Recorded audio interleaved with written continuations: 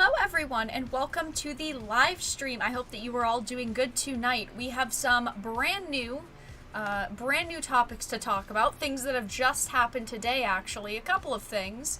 We have some new rumors about some of our favorite actresses that we tend to talk about a lot here on the channel due to all of the drama that they're in. It's going to be an interesting night. It's going to be an interesting night because a lot of these topics really, really aggravate me. But welcome on in tonight. We are going to be talking about the announcement that you will now need a Facebook account to use future Oculus headsets. It was actually said when Oculus came out that you would never need a Facebook account to use headsets. You would never need to. And now we've found out that they've changed their mind. They've changed their tune a little bit, and that plan is going down the drain because now you need a Facebook account. We are going to also be talking about Amber Heard. I've covered Amber Heard quite a lot here on the channel. I've been very invested in the whole situation between Amber Heard and Johnny Depp and her career in the entertainment industry, seeing if she will be hired for any other roles, and more importantly, if she will be returning to franchises that I love and a lot of other people love, like Aquaman, because she is a huge part of the DCEU. Even though I think that she's kind of replaceable, I do think that she does play a slightly important role. I mean, I don't think that it would be the end of the world if she was to be replaced. I wouldn't be opposed to that, but she does play a role that we do obviously want to see more of. I want to see more of Mara. But we're also going to be covering a new update in the Apple versus Epic situation. Obviously 2 weeks ago this started. Apple banned Fortnite off of the App Store, and this situation has been a complete mess, but now Epic is saying that Apple has retaliated ferociously against Unreal Engine because Apple is basically saying that, as the beginning of this article says, Apple will cut off Epic's access to development tools later this month, including those it uses to work on the Unreal Engine. So we're getting into very iffy territory when it comes to the Apple versus Epic situation, and I'm also going to be talking about Lovecraft Country. Obviously, Lovecraft Country just released, and the way that they marketed this show was pretty interesting. They basically marketed it with, fuck H.P. Lovecraft, he's disgusting, yet they are profiting off of the things that they're calling disgusting, which, of course, Hollywood entertainment industry in a nutshell. But those are the topics that we are going to be discussing tonight. I hope that you are all doing good. Before we get into the first topic, though, let me say hello to everyone. Let me make sure my UI is fine. Everything looks good.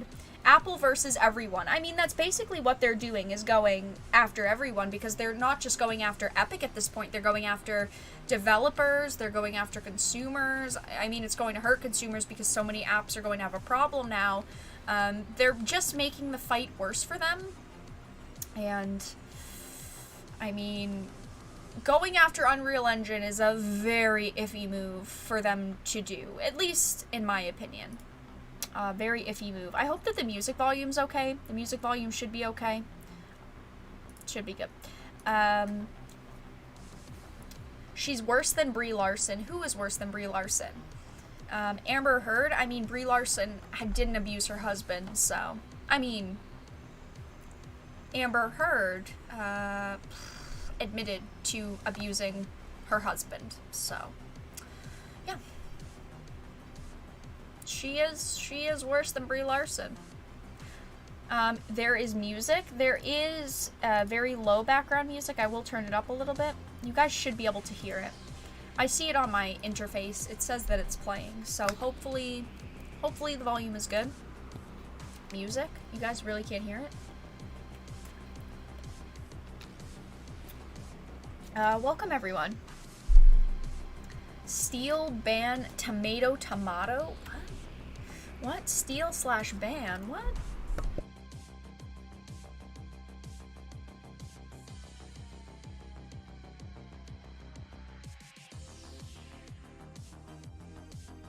Okay, in the playback, it seems like the music is fine. I'm gonna turn it down just a tiny bit because I feel like now it's slightly too loud. It should be okay now. You all will have to let me know though. Please be vocal in the chat. If you're watching the playback, hi. Hope that your night is going well.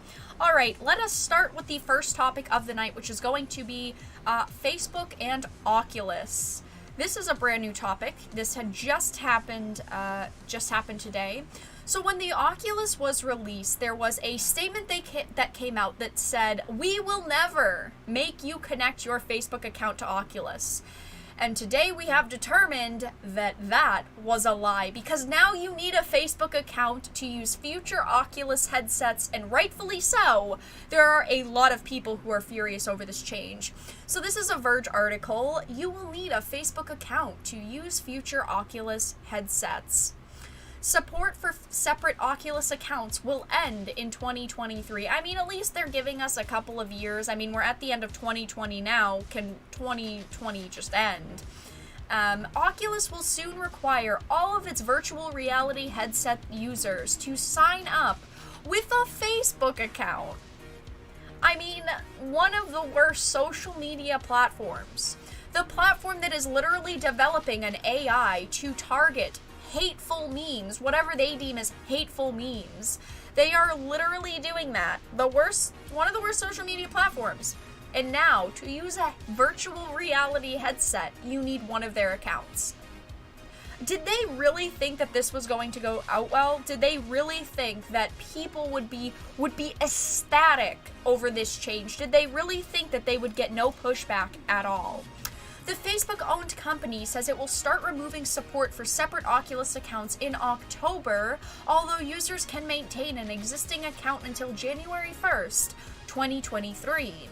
All users can maintain a distinct VR profile with a separate friends list, even though you still need one of their damn accounts. Starting later this year, you will only be able to sign up for an Oculus account through Facebook. If you already have an account, you'll be prompted to permanently merge your account. If you don't, you'll be able to use the headset normally until 2023. I know that they're trying to give people options, and I want to give them some sort of props for that, even though I shouldn't, because they are saying, well, it's not just an overnight change, you've got until like 2023, but if you've purchased this piece of technology, you shouldn't be worrying about, oh, will I be able to use it in 3 years if I want to use this social media platform or not. If you don't, you'll be able to use your headset normally until 2023, at which point official support will end. Old headsets using non-linked accounts will still work, but some games and apps may no longer function. That is awful if you've paid for a game or an app and they're literally telling you, well, you don't have to use a Facebook account, but like you're not gonna be able to play specific things or use specific applications. That is trash. That is trash. Developers can keep using an unlinked developer account without social functionality, and the Oculus for Business platform uses a separate login process that will remain unchanged. Facebook also says that all future unreleased Oculus devices will require a Facebook login, even if you've got a separate account already. They are forcing you into a corner. They are literally saying you are not going to be able to use a device that you buy off of a store shelf anymore unless you use our accounts, unless you use our platform. That is disgusting, to force people to use a separate account when they don't want to. People shouldn't be forced to use Facebook or connect their headsets to the platform. They should be offering choices to consumers, not dialing back. At least that's my mentality behind the situation. Apparently it's not theirs. The company is widely expected to announce a new version of its Oculus Quest headset this fall, and that policy would likely apply to it. The new changes apparently consolidate Facebook's management of its platforms. A new privacy policy will be administered by Facebook itself, not the separate Facebook Technologies hardware subsidiary, and Facebook will manage all decisions around use, processing, retention, and sharing of your data.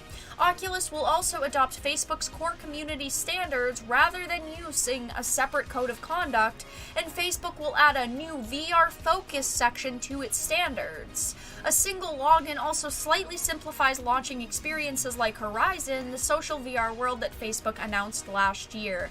So they're saying, you know, they are gonna have a brand new code of conduct. You fuck up, you can't use your headset anymore. You're gonna be creating fake Facebook accounts every day, and then they're just gonna ban them. I mean, what kind of code of conduct are they really going to make? They're going to adopt Facebook's core community standards, meaning you're going to just suspend and ban everyone that has opinions that don't align with yours, because unfortunately it's happening on Facebook. A lot of people's posts are being censored and removed, and Facebook has been taking quite a lot of heat for that. Facebook has also been slowly integrating Oculus's platform after buying the company in 2014. In late 2019, it added new VR social features requiring a Facebook account and began using data gathered through Oculus in advertisements. The division shared information well before that, a fact that has concerned critics of Facebook's data collection practices. In 2018, Facebook confirmed that it would do things like ban linked spam accounts across the platforms, but it has denied invasive tracking of users' behavior. We all know that Facebook has had a lot of problems in the past with, using people's data, invasive tracking of users' behaviors. They're saying they don't do it. Question mark.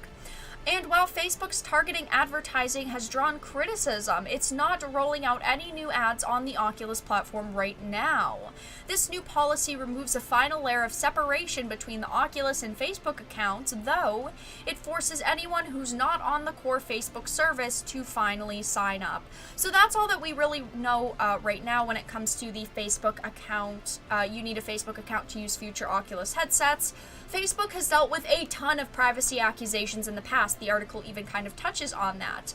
They need to prove that they need to prove why the consolidation is needed, and they have to prove that having the accounts separate takes up some exponentially high amount of resources compared to them being separate. If they show the resource management isn't astronomically high when keeping them separate, then they're full of shit. They really need to kind of prove to consumers why they're actually doing this. People should not be forced to use Facebook or to connect their headsets to Facebook. I disagree with this choice a lot. They should be offering more choices to consumers, not moving back, and I feel like that's what they're doing. They are moving back on what they have done in the past and kind of the progress that they've made.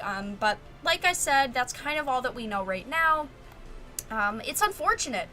I do not own an Oculus headset. I decided against it. I'm not someone that's huge into VR, but I have always kept my eye on VR machines and the VR technology because I've always been fascinated by it. But unfortunately, seeing something like this happen automatically crosses this off on my list. I would never buy an Oculus headset if they forced me to log into an account. I want my choices. I want to be able to use a platform if I want and to not use a platform if I do not want to use one. I do not think that consumers should be forced to use a platform, but that's all that I really had to discuss with that topic. It is new, so we don't know a lot about it, but there is a lot of backlash going on social media. People, like I had said at the beginning, are rightfully upset by this, and I think that that's perfectly fine because you're telling people, hey, listen to this. I know you've got this device, but you also need this account. Sorry. I don't agree with their decision. I really don't. And I know that it's not kind of the worst thing in the world to happen. I can admit that. But I think that if you own a device, you'd be rightfully upset. And I think that this is going to turn a lot of people off from actually purchasing Oculus headsets in the future. Looking at the social media backlash, though, is kind of hilarious. I just want to say they are getting slammed right now. It was even trending on Twitter earlier because people were so pissed off, which doesn't happen a lot, I feel. I just feel like it doesn't, but I mean, I think that people rightfully are upset. the PSVR games, game rigs made me projectile vomit for 8 hours straight. It was a geyser. Oh my goodness, Rez. That sucks. I know that a lot of people still don't have a lot of faith in VR. I mean, unfortunately, a lot of the games don't look very good. I think, what was the Half-Life game? Half-Life Alyx, or Alex? I'm not sure how to say it. That game did pretty good. That game sold very well. A lot of people did like it. But VR is kind of, I feel like, in the back of everyone's mind. We're always thinking about it, but it's just never enough. For me, I think that VR is fascinating. I'm interested in it. Unfortunately, though, it is extremely expensive, and I just don't see a lot of games that would really hold my attention. I mean, I think that it's great technology. Unfortunately, just most of the time, developers aren't focused on creating a VR game. VR is doing fine. Yeah, VR is doing fine, but it's not like exploding. It's not flying off the shelves. I mean, when there's a good deal, then a lot of people tend to buy VR, but it's not like you walk into a store and when you ask for a gaming device, you get a VR headset. So that's all that I really had to discuss with that topic. If there is any more news on it, though, I will definitely update you all, and I will definitely let you guys know in an upcoming stream or a video for sure. But Facebook, seriously, Facebook. Why would this happen? Why would you do this? Such a poor decision. So poor. Yeah, VR definitely has a couple of hits, but when you're buying a super expensive piece of technology like VR, you would expect more than a couple hits. Yeah, it's ALYX. I'm not sure if it's Alyx or Alex. I see a lot of people in the live stream chat saying that they are not extremely into VR, which is, I feel like, a pretty popular opinion. For me, it looks interesting, but I don't see enough games to commit to such an expensive thing. Oof, pricey. Before we move on to the topic, I see Grim saying VR is going to be more affordable. PS4 VR is not that expensive. True, it's not that expensive. I think that if VR was more affordably priced, I think that it would sell better. I do think that the lower the cost, obviously, the more people that it opens the doors to buying, and I just think that VR, when a lot of VR machines first released, they're extremely pricey. And I think that if they were a bit cheaper, definitely, I think that more people would be interested in trying out VR. Definitely. All right. We are going to move into the next topic of the night, which is about Amber Heard. Now, I have covered the situation between Amber Heard and Johnny Depp quite a lot on the channel. I am extremely devoted to the case at this point, just because there's been so many rumors and so many kind of situations in the situation, because there's layers. It's like an onion. Okay, we start with one point and then we just keep going, and it's like the never-ending onion with Amber Heard and Johnny Depp. And obviously I care about Amber Heard in her case just because she is in a lot of franchises, or she is in a franchise that I care a lot about, which is the DCEU.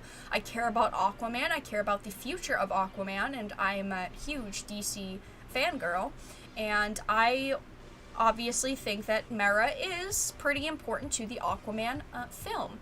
But now we are hearing a new rumor, this is a Bounding Into Comics article, that provides an update on Amber Heard and Ezra Miller's status at Warner Brothers. We haven't heard a lot about Ezra, is it Ezra or Ezra? Ezra Miller? We haven't heard a lot about Ezra Miller's situation at Warner Brothers, and if he will be returning for anything. It really went quiet on the front of Miller, but we have a new rumor.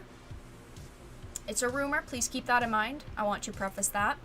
It turns out, contrary to rumors and their behavior, Ezra Miller and Amber Heard are staying aboard. They're popular franchises at Warner Brothers. I've covered a lot of the rumors with Amber Heard.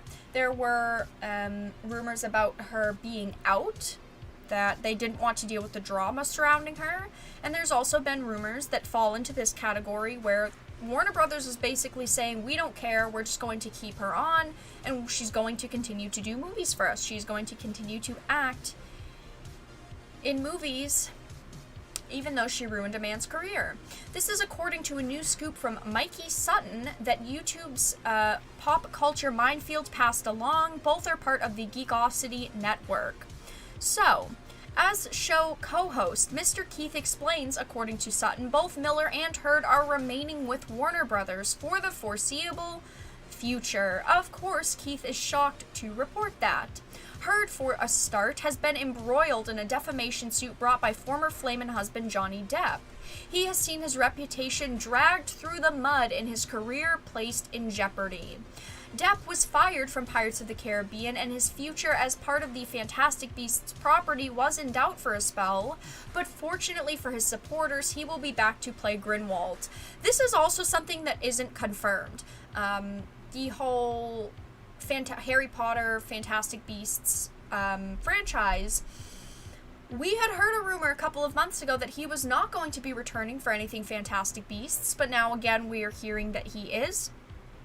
I couldn't find any confirmation on that. I don't want Johnny Depp to lose his career. Let me say that right now. I want him to continue to be in Pirates of the Caribbean and to continue being in Fantastic Beasts. I do not think that he should be completely thrown in the mud and completely thrown in a trash can because there were accusations made against him. Miller is also part of Fantastic Beasts on top of The Flash. Warner Brothers, coming out of COVID-19, prefers to move along with business as usual without going up to the trouble of replacing anybody. This is so a large company move that they are just too lazy and too uncaring to actually replace anyone like Amber Heard, even though companies are willing to drop men easily, like Johnny Depp. He was literally dropped due to accusations, and Amber Heard has admitted to abusing Johnny Depp, and yet she still gets all of her roles in Hollywood. Why am I not surprised? This puts Warner Brothers in an awkward position. The studio is holding on to Miller when a video of him choking and forcing a woman to the ground went viral and stirred up a controversy. Honestly, after that happened, it went radio silent with Ezra Miller. Like, this video had arose. I think that he made a statement, like an apology statement, and then it just disappeared. Like, no one cares anymore about what Miller did. No one cares about this video that had arisen. And when it happened, I mean, the controversy surrounding it was huge. This blew up. There were protests, well, not protests, there were petitions. Sorry, my bad. There were petitions to remove him from the role and to remove him from franchises and to cancel him. But then there were also people that were really in support of him saying, you know, who knows the context behind it? Who knows what really happened? But since then, it has been radio silent. We should note that he wasn't charged or investigated. Grace Randolph added recently he brings unwanted baggage regardless. They are also keeping Amber Heard around despite mountains of evidence and recordings that she is a cheater and an abuser, worse than Depp is being accused of being.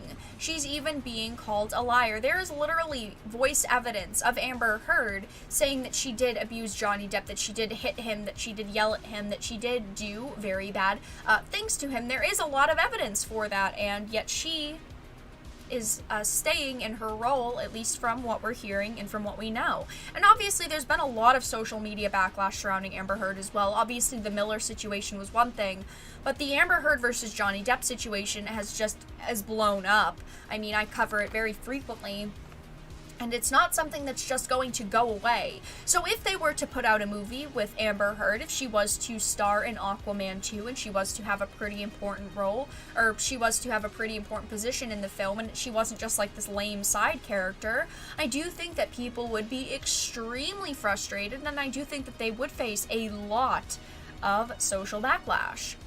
Fan outcry is intense. Petitions have been created vying for Emilia Clarke to replace Heard as Mera in Aquaman 2, and to have Miller removed from Fantastic Beasts 3.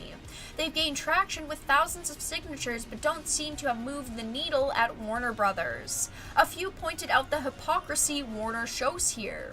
The studio will not fire Amber Heard or Ezra Miller, but they let go of Hartley Sawyer after some old insensitive tweets have surfaced. I hate this when companies flip-flop. If you are going to say, if you have anything bad ever said about you on the internet, you're fired, then they need to do it. And if they're going to defend their actors and actresses and actually stand behind them and get the whole situation and know it, I think that they should do that. But here we have just this hypocrisy going on. They're willing to fire people for old insensitive tweets that happened years and years and years ago, but they're willing to also keep people that are bringing them in a lot of attention. I mean, the situation with Amber Heard is so massive that I'm sure it's going to get a lot of people to watch the movie and see how she is. So it's bringing them a lot of free press, which is kind of awful that they would keep her just for that. And also Ezra Miller. Mikey Sutton noticed that there is a greater sensitivity at the CW about the content of Sawyer's deleted posts. Neither the network nor Warner Brothers itself shows signs of changing their mind there. Pop Culture Minefield co-host Jerry Kissel reports that these decisions are being made solely at Warner, and their parent company AT&T has yet to get involved. AT&T is dealing with a lot of other things right now, I think. Pop Culture Minefield has also had big news about Sutton launching a Geekosity online magazine. They say it's coming out soon, and the show will keep viewers updated. Ezra Miller and Amber Heard are slated to participate in DC fandom. Ooh, if that happens, I think they're gonna have a lot of angry people. And then it says, sound off below with your reactions to this news. I think that it's obviously always hard to say when someone shouldn't be part of a project anymore and someone should. But the problem here with Warner Brothers is just the sheer hypocrisy, and that's my biggest problem. If they are going to fire people for old tweets, then they need to fire everyone for doing bad things. If they are going to defend their actors and actresses and stand by them, then they need to do it with everyone. And it's so frustrating to hear situations like this, because we ultimately don't know what the truth will be. This is just another rumor, and I've reported several other rumors that say the contrary. Ultimately, right now, we really don't know if Amber Heard or even Ezra Miller are going to stay in their franchises. We do not know if Amber Heard will be returning as Mera in the future for Aquaman. I obviously care a lot about Aquaman. I think that Aquaman 2 could be good. I am someone who likes the DC movies, and Aquaman happens to be one of my favorites. Maybe the first Aquaman movie wasn't perfect, but it definitely wasn't awful. And I'm just curious to see what will happen with Amber Heard. She is literally admitted on a videotape that she did abuse Johnny Depp, that she did get physical with him, and she was also verbally very abusive to him. And especially with the situation going on with The Sun versus Johnny Depp and Amber Heard being dragged into that, I'm honestly shocked at this point that Warner Brothers hasn't gotten rid of her, but I suppose I shouldn't be shocked because she's a female, and Hollywood has very different standards for females versus males. Males are treated very differently than females in the industry, but that's all that I really had to discuss with that topic. I'm curious to know everyone else's opinions on Amber Heard and Ezra Miller's status at Warner Brothers. Everyone's making the Amber turd jokes in chat. I think it's hilarious. I mean, it's awful that she's acted this way towards Johnny Depp, but hearing that she shit in his bed is kind of funny. I'll be honest. It's kind of funny. It really is. I'm personally not a big fan of Ezra Miller as the Flash. I'm just not. I think the actor, what's his name? Grant, what's his name? His first name is Grant. He plays the Flash in the CW series, in the CW show The Flash. I think that he is great. I just do not think that Ezra Miller is very good in a lot of roles that he is in. And I think that he has been in a couple of roles that he has done exceptionally well, though I just don't see him being a Flash. Gustin, that's it, thank you. Grant Gustin. I think that he is an amazing Flash. I wasn't a huge fan of Ezra Miller. That's just my opinion, though. Yeah, Grant Gustin, he's great. I really enjoyed him. Hey, where's Johnny Depp's white male privilege? 007, I agree. Where's everyone's white male privilege? If all of these white men have it, why aren't they using it? Makes you question. Why did they cast skinny Flashes? I don't think that an actor being skinny should exclude them from a role, especially for something like The Flash. I don't think that their size really matters in this case. That's what she said.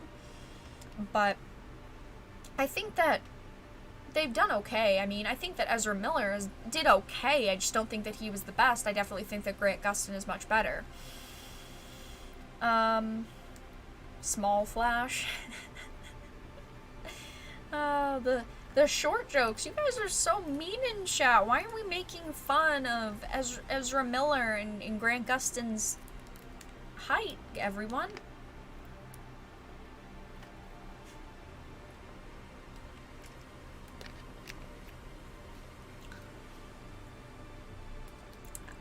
Oh no. First Aquaman was one of the best things to happen in the DC universe. You mean the Aquaman movie that came out with Jason Momoa in it and Amber Heard? I thought that it was okay. I definitely think that it was good. I don't think that it's the best DC movie, but I think that it was really good, yeah. And it's hard because I think that Amber Heard did okay, but I do not think that she is irreplaceable. I think that she is easily replaceable as Mera, and I just don't think that she brought a whole lot to the table. I think that she is easily replaceable. Not that I'm saying she was trash. She wasn't trash. I mean, an obese, fat Flash would not make sense. Hey, maybe it would. Maybe it would. Alright, you guys, we are going to move into the next topic, which is going to be Fortnite, Epic, Apple. The situation continues. Let me get this ad out of our music, though. Ugh, ads. So over the past 2 weeks, I've been following the legal battle between Epic Games and Apple, and suddenly it has gotten just even worse. It has gotten even more ridiculous because now the feud between these two companies isn't just affecting Epic Games and Apple anymore. It is affecting many developers in the industry because Apple is now targeting any application that is using Unreal technology. And I think that this is definitely going to escalate the situation much more than it has. So this is a GameSpot article. After Fortnite's ban, Epic says Apple has retaliated ferociously against Unreal Engine. Epic suggests that Apple might even remove Fortnite from existing players' devices. I have, in a video, previously covered the initial situation where Apple banned Fortnite and Epic filed a lawsuit. I did cover that in another video on the channel if you do not know about the situation. But in the latest development of the very public spat between Apple and Epic Games, Epic has issued a new filing in which it claims that Apple has retaliated ferociously to its lawsuit. While we already knew that Apple had removed Fortnite from the App Store, it's now taken things even further. According to Epic, Apple will cut off Epic's access to development tools later this month, including those it uses to work on the Unreal Engine utilized by Epic and numerous other developers in the industry. Like I said, this isn't just an Apple versus Epic situation anymore. This is escalating way farther than I honestly expected it to. So Epic's filing quickly notes that Apple has not indicated that Unreal Engine itself has violated any App Store policies. Not content simply to remove Fortnite from the App Store, Apple is attacking Epic's entire business in unrelated areas. The filing states, as I accidentally hit my microphone, my humblest apologies. The Unreal Engine is a massive business for Epic, obviously, and a big part of the reason that it's grown to be as hugely influential as it has become. In addition to, of course, powering Fortnite, it is also used on iOS in games like PUBG Mobile. In response to this threat, Epic is seeking an injunction against Apple. Epic argues that it would eventually succeed in its recently filed legal case, but that Apple is attempting to crush Epic before the case can get to that point with what it says would be a catastrophic action against its Unreal Engine business. Specifically, the injunction looks to block Apple from doing three key things: delisting Fortnite from the App Store or otherwise making it unavailable, taking adverse action against Epic, such as terminating its access to Apple developer programs, or removing Fortnite from existing users' devices. As it stands, existing Fortnite players can continue to play the game on iOS or re-download the game, although Epic has said that forthcoming updates, including the new season, will not be available to download on the platform. This filing suggests that the possibility that Apple could take things further and outright disable the game from being played, even in its current form on iOS devices. So far, Apple has not publicly indicated that it intends to do so. Essentially, Epic is asking the courts to force Apple to put its actions, both those it's taken and might take in the future, against Epic and Fortnite on hold while its court case is looked into. I mean, I understand why they're doing this. They're probably freaking the hell out right now. Epic also argues that it would suffer any irreparable harm. I was going to say irreparable harm if Apple were to cut off its developer program access, and from the filings, it says Apple's retaliation represents an existential threat to Epic's Unreal Engine. OS providers like Apple routinely make certain software and developer tools available to software developers for free or a small fee to enable the development of software that will run on the OS.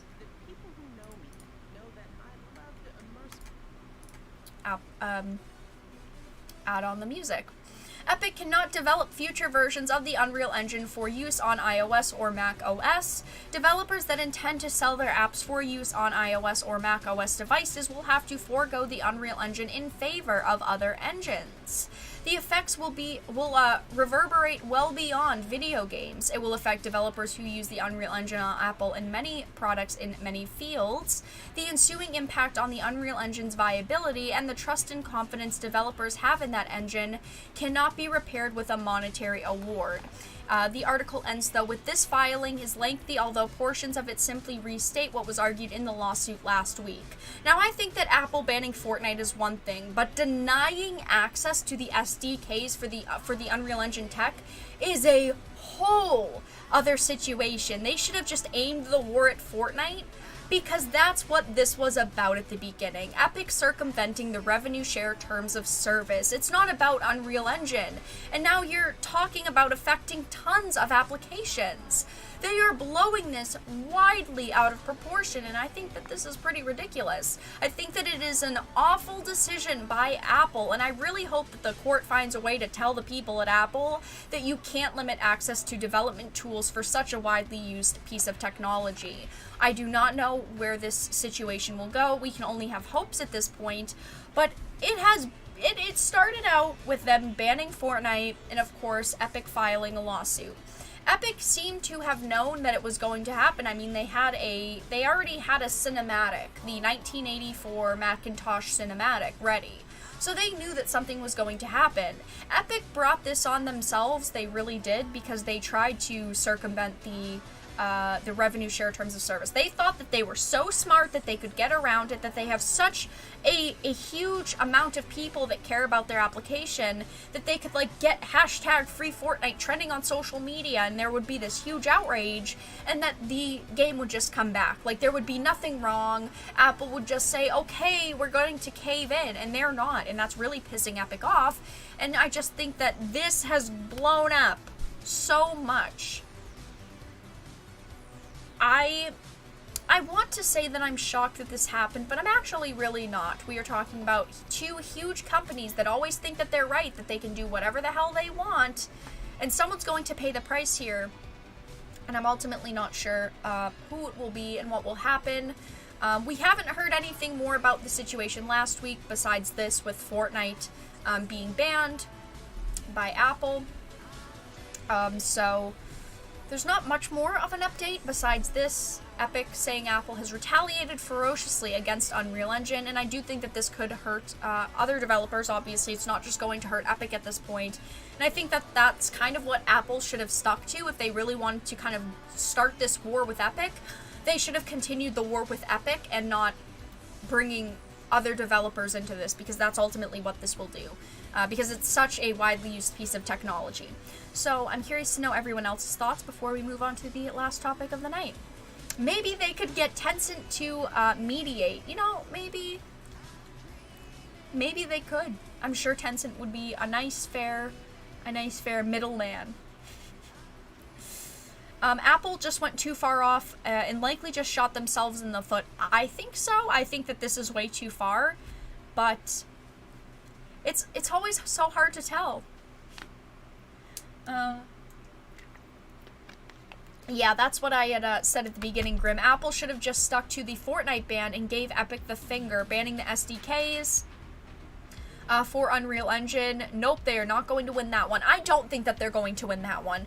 The situation last week with them banning Fortnite, I think that Epic kind of brought that on themselves because they were just trying to fuck with the terms of service and make more money. But I think that Apple will not win this situation.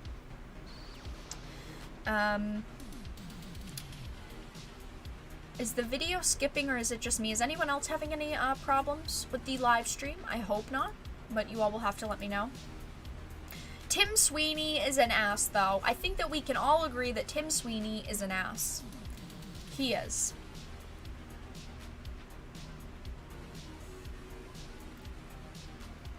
I see quite a few comments saying that the stream is fine.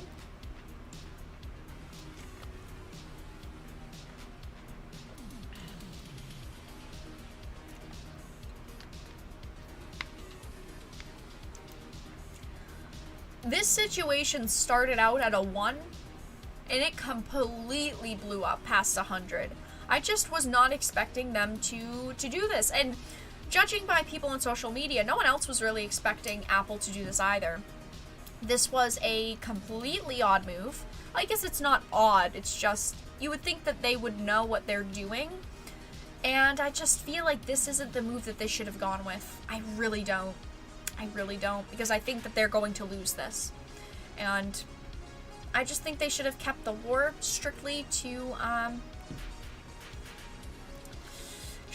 fighting Epic and not what could damage other people.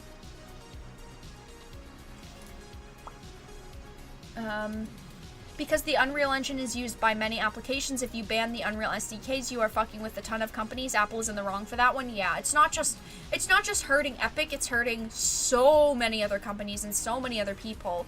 It's not just hurting Epic. And I think that if they wanted to hurt Epic, they should have just stuck with hurting Epic. Well, yes, Fortnite is also banned on the Google Play Store. But this is just an Apple situation currently. I like Jim Sterling take on this one. Fuck them all. Yeah, fuck them all. I mean, I can agree with that. Alright, you guys, we are going to move on to the final topic of the night, which is about Lovecraft Country And the title of the Atlantic article that we are reading is What Lovecraft Country Gets Wrong About Racial Horror. Now, I am a fan of H.P. Lovecraft's work, and do you know why? Because most of the time, he told great stories, and I am willing to accept the fact that he did and said very negative and racist things. But that doesn't mean that he didn't create great pieces of literature. So hearing stories like this, where there are people who are complaining and are furious over things that he said over 100 years ago, yet they're literally profiting off of his work, makes me so annoyed and so aggravated. It really, really aggravates me. What Lovecraft Country gets wrong about racial horror?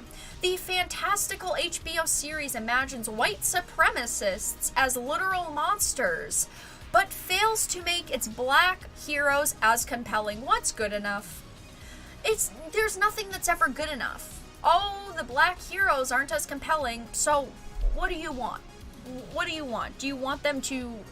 What do you want them to do, honestly? Like many young people, the protagonist of the 2016 novel Lovecraft Country devours entertainment that his father finds foolish and reprehensible. Atticus loves reading science fiction, fantasy, and horror, genres that, as his dad points out, are dominated by white authors and full of racist stereotypes. The tension inherent in Atticus's fondness for such writers drives much of the Lovecraft Country, which is set in the 1950s. And no author looms larger in Matt Ruff's book or in the HBO adaptation that premieres Sunday than the one for whom it is named. Early in the novel, Atticus recalls a night when his father handed him a poem by H.P. Lovecraft called On the Creation of the N-Word, which describes black people as semi-humans and beasts. The verses are a departure from the late author's hugely influential brand of cosmic horror and illustrations of Lovecraft's bigotry. We've got a lot of hit words here. Yet, they're literally talking about a TV show that was made by people who are complaining about who H.P. Lovecraft was. If you are so offended by his work, then why are you making a show off of his work and profiting from it? Don't you think that's a little bit disgusting? And I'm not defending the things that H.P. Lovecraft said, but wouldn't you want to stay away from the things that he wrote if you think that they're so terrible? Wouldn't you not want to give them any free publicity? Wouldn't you not want to give it any attention? You would want it to kind of be in a corner alone? Why would you want to profit off of such bad things? But Lovecraft Country inverts the xenophobic preoccupations of its author. Suggesting that white racists and not black people are the real beasts. Considering the long history of black people being depicted as monsters throughout American cinema, especially in sci-fi and horror, this is an admirable premise that is often rendered vividly. When terrifying creatures appear on screen in the HBO series, the threat they pose to the story's heroes feels urgent and visceral. Like in the novel, the show follows Atticus, a young Korean War veteran, on a quest to find his father, who disappeared en route to Massachusetts. Setting off from Chicago, he is joined by his uncle George, as well as his childhood friend, whom the series promotes to love interest. Along the way, the three face dangers both mundane and otherworldly, from encounters with Jim Crow-era racism to battles with bloodthirsty behemoths resembling shapeshifters from Lovecraftian lore.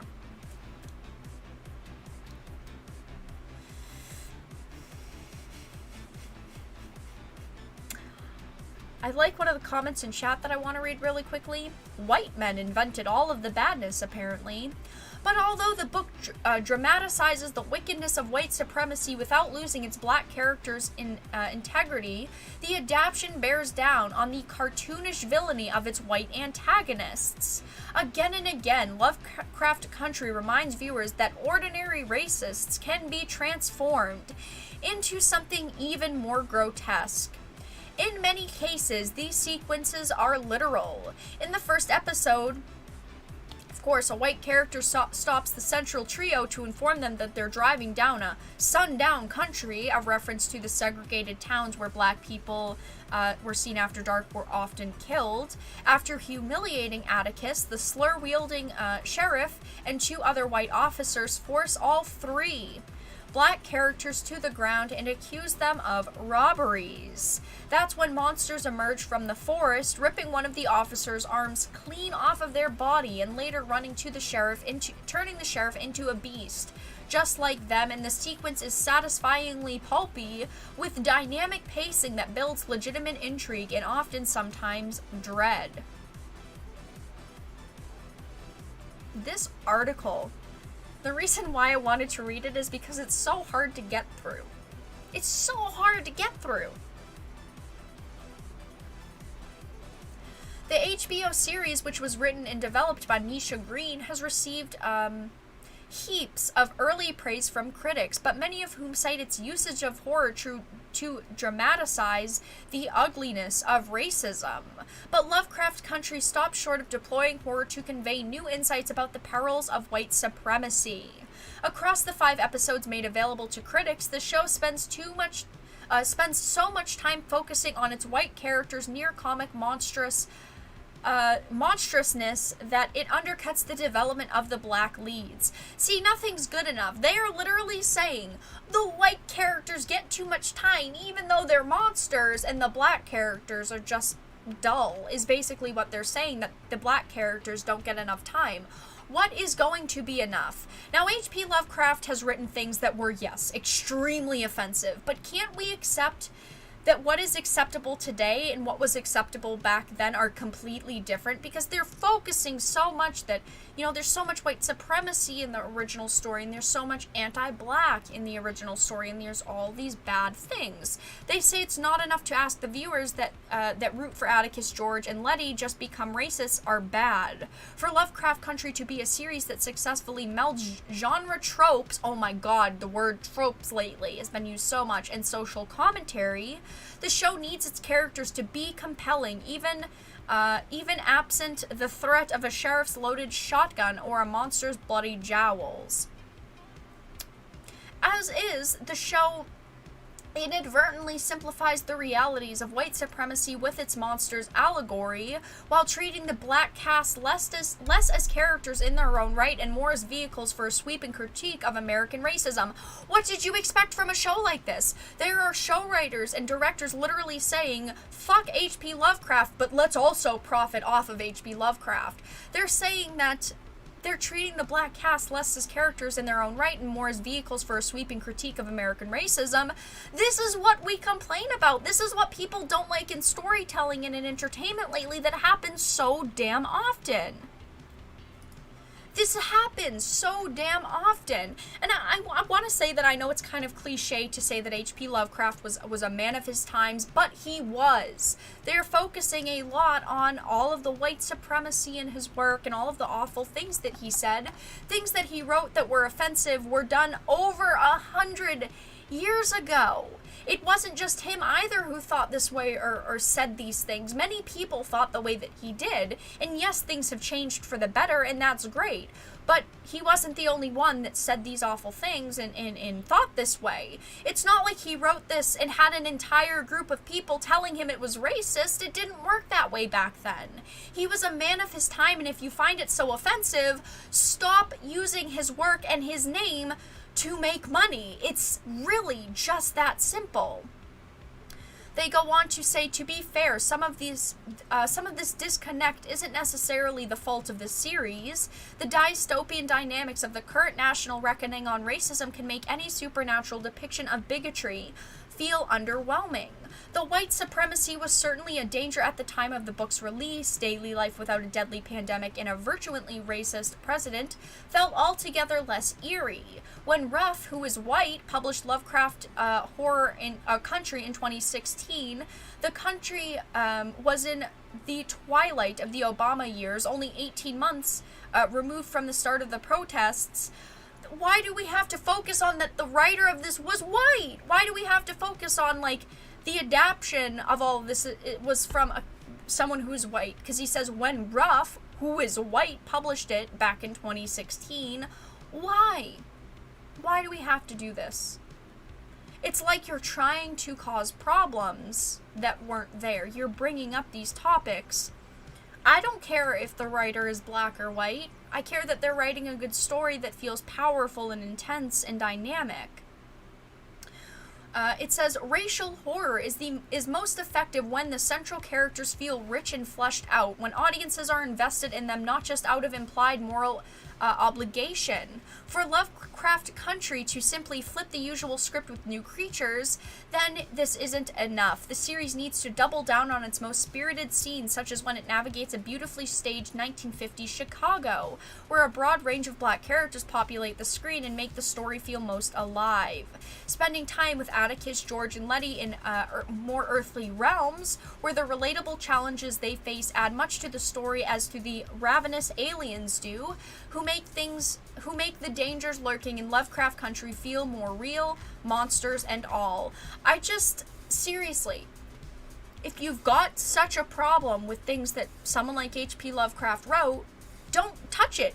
Don't talk about it. Don't make a show about it. Don't make a movie about it. Don't reference it. Stop fucking profiting off of his name to make money. Again, I'll say it again. I've said it a couple times now. I'm not defending anything that H.P. Lovecraft said, but you're literally just taking his creations and saying, let's profit off of it because you can't write anything better, and these writers need to admit it. They can't write anything better. H.P. Lovecraft wrote a lot of great things. He made a lot of great creations. I think that we can all recognize that. And he did say a lot of shitty things, but we still use a lot of his work today, and we will for a very long time. This was over 100 years ago that he said bad things. He made a lot of bad comments. But stop fucking making money off of his name because you can't create anything yourself that's good, or that's even close to things that he wrote.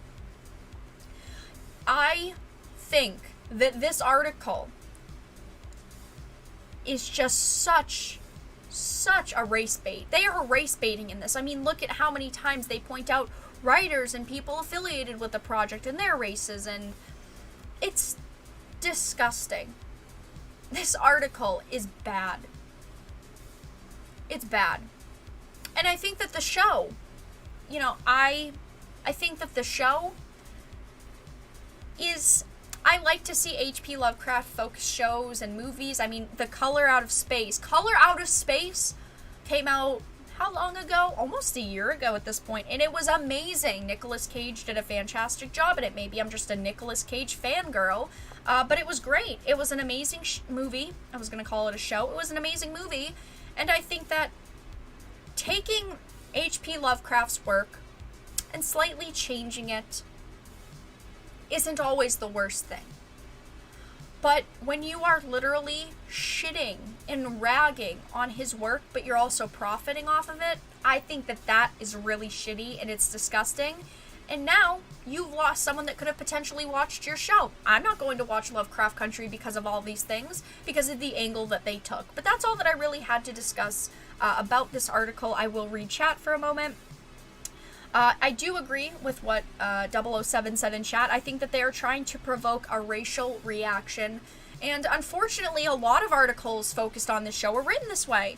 Unfortunately, a lot of the articles that talk about this show are very focused in on races of characters and bad H.P. Lovecraft and good diversity and all of these things. So unfortunately, there's not a lot of kind of media coverage surrounding this show that isn't leaning in the H.P. Lovecraft bad direction.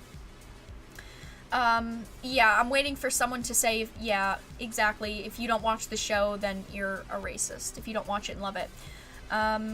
Yes, I do agree with what Grimm said, and I mean, I even said this when I was reading the article. Lovecraft racism was a product of the time and was normal for his time, and it is cliche to say he was a man of his times, but he was, and I think that people need to recognize that, and people need to accept that, because not enough people do.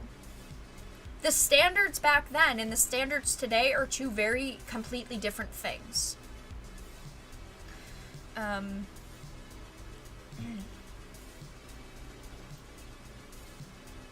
Racial horror is woke horror, and woke horror is bad horror.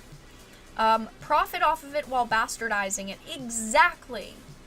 Like, I've even heard people say that maybe they should have made the show and made it free, because then they're not technically profiting off of it, and even though they would never fucking create a show and give it for free because they actually stand by what they're saying, yeah, sure, why don't you do something like that? If you really feel so terrible about the things that he said and the things that he did, why don't you stop profiting off of it? Why not? Unfortunately, that's just not the way that Hollywood works. That's not the way that a lot of people, unfortunately, work in Hollywood. But that's all that I had to discuss during this live stream. I talked about Lovecraft Country. We discussed Epic versus Apple continuing and blowing up more. We talked about the rumors surrounding Amber Heard and Ezra Miller. And we also discussed Oculus and you needing a Facebook account to use Oculus headsets going forward. I will move to the Q&A portion of the live stream, though. If you have any questions or topics you want me to discuss, please feel free to put them into the chat now, and we will go into that. The language in Lovecraft stories is gorgeous. I'm about to be called a huge ist or a huge ism. I'm about to be called an ist or an ism, guys. Look what I've got right next to me. H.P. Lovecraft, The Complete Fiction. I'm a really bad person, apparently. Oh, I have this, and I read it, and apparently that's gonna make me mad. I mean, seriously. As I knock more books over. Great. I'm about to be targeted for something, for being something, because I've read one of his stories. My internalized white supremacy is running rampant. My internalized misogyny is getting the best of me. Something. It's something. Vera, I think it's safe to say that you are a racist. Simply because I have a book. John said in chat, if you like Lovecraft so much, why don't you marry him?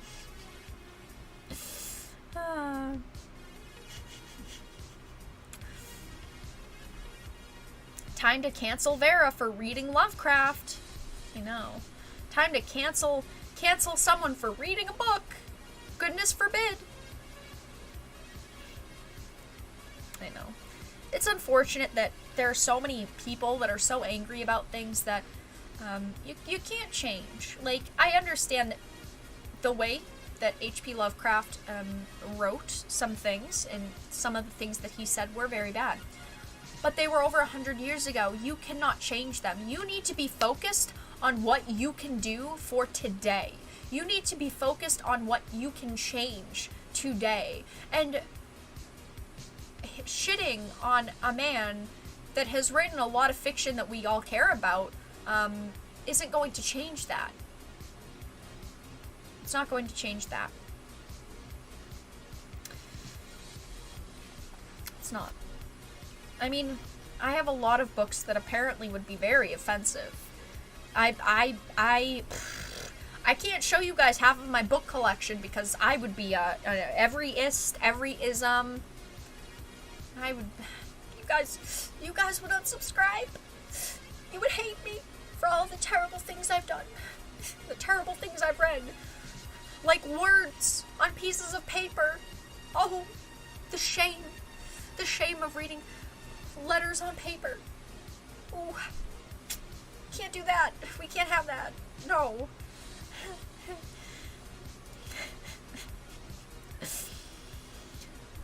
Burn the books. Yeah, I'm gonna start burning all the books. Let's start with Fahrenheit 451, and then we'll move on to 1984.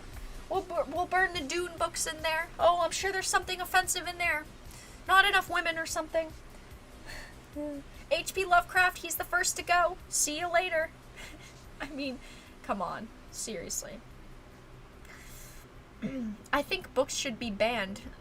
007 says, people should not be allowed to learn as it makes them harder to control. We're getting into some sticky territory with that comment. I mean, some people would love that. Vera has an autographed copy of My Struggle. I need autographed copies of some things. Guys, I'm willing to sell you an autographed copy of 1984. Just the low price of $59.99. Soft cover. Don't even get me started with the hardcover. How dare we all read books? How dare we? You one of the final comments that I'm going to read for the night is, "You can read? Cancelled."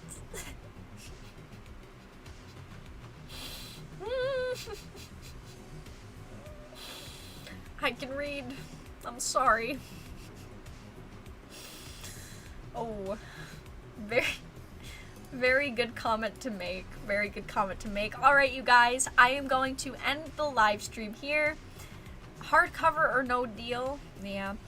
I am going to end the live stream here. Thank you all so much for stopping by tonight. I do very much so appreciate it. Thank you all so much for listening to the racial horror discussion that we just had to have for quite a while. H.P. Lovecraft, everyone. Don't forget, even though it was 100 years ago, we still got to bring it up every day, and we've got to profit off of it too.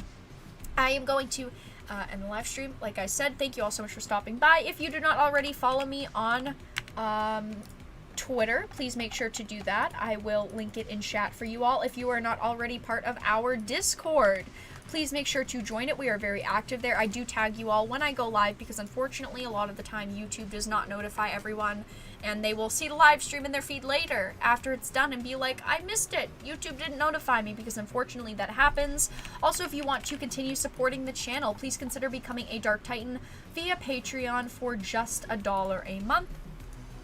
I would really appreciate it. It does really help out the channel. But thank you all so much for stopping by, and have a fantastic night, everyone.